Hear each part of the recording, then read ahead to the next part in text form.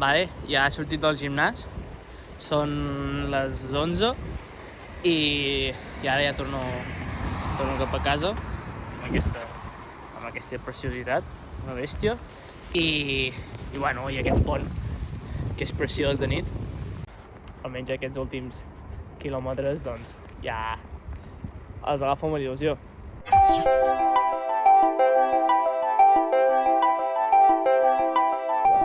Jo vaig néixer al Marroc, la Mina és una persona que va néixer al Marroc i va venir aquí amb 5 anys. El meu pare ja hi estava d'abans i quan van venir tots, doncs se'n va des de ben petit, se'n va fotre molta canya amb ell s'ha d'estudiar perquè tal com està construït aquest sistema, si no estudies no arribes al lloc. M'agrada la informàtica. La història és curiosa perquè em ve arrel de voler-me buscar la vida en el moment en què, a l'edat de tercer d'ESO, quart d'ESO, que tothom tenia mòbil i tothom tenia xarxes socials. I bé, jo no tenia llavors com per comprar-me un dispositiu mòbil. El que vaig fer va ser aprofitar un mòbil d'aquests de botonets Nokia i vaig introduir-li el WhatsApp. I llavors, doncs, em va agradar molt aquest món aquesta satisfacció de transformar alguna que en principi no era viable.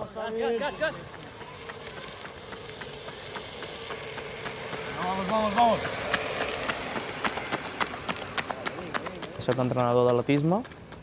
Jo mateix faig atletisme, entreno 6 dies a la setmana i bueno, faig molts voluntariats, estic a Càritas i altres entitats del món social. També estic treballant en una fundació de Community Manager, que és una fundació que treballa en el barri on visc, que és un barri en risc d'exclusió social.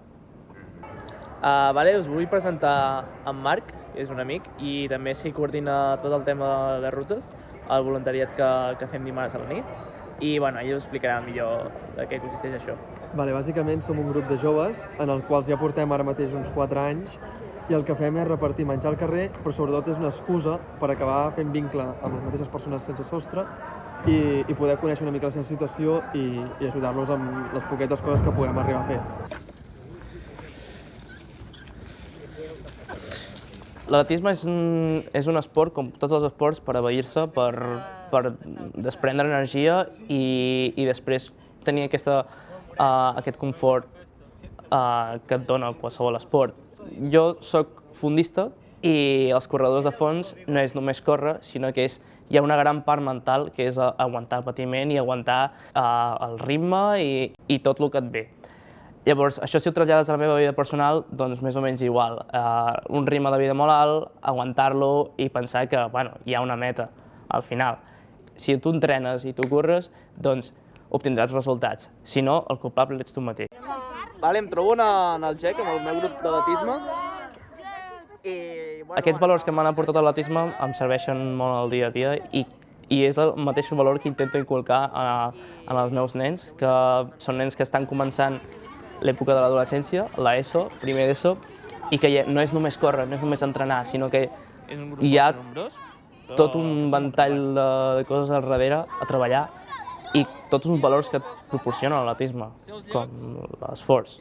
La vida és una carrera de fons, hi ha obstacles i clar, si te rendeixes en el primer obstacle, la meta segueix lluny. La vida sempre, tal com la percebeixo jo, és una llarga distància, la meta està lluny, ves fent.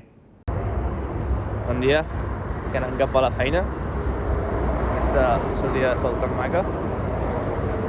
I bé, volia compartir amb vosaltres una petita reflexió que vaig tenir. I és la següent. Crec que és una naturalesa, és part de la naturalesa humana sentir-nos al centre del món i creure que tot el que passa és producte del que fem i creiem que tenim el domini total de la nostra vida. Generalment. Però jo crec que és bastant diferent aquesta afirmació perquè creiem molt en la nostra intuïció i molts cops la nostra intuïció ens enganya. Què vull dir amb això? Que molts cops la intuïció ens falla, igual que ens podria haver fallat aquí. I molts cops creiem que tot el que hem fet és base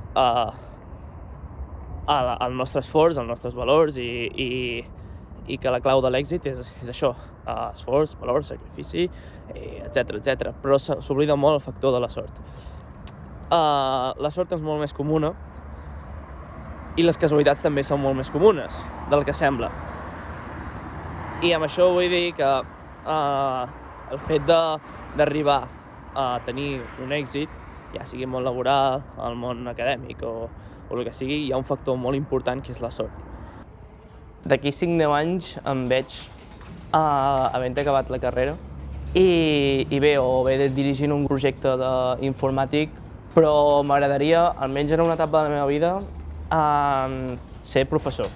La meva humil contribució seria ensenyar a traslladar els coneixements, qualsevol tipus de coneixement, de forma creativa. És explotar la creativitat, ja sigui en hardware, software, i que al cap i a la fi, depèn de com ho vegis, és crear, del no res crear alguna cosa, és un art.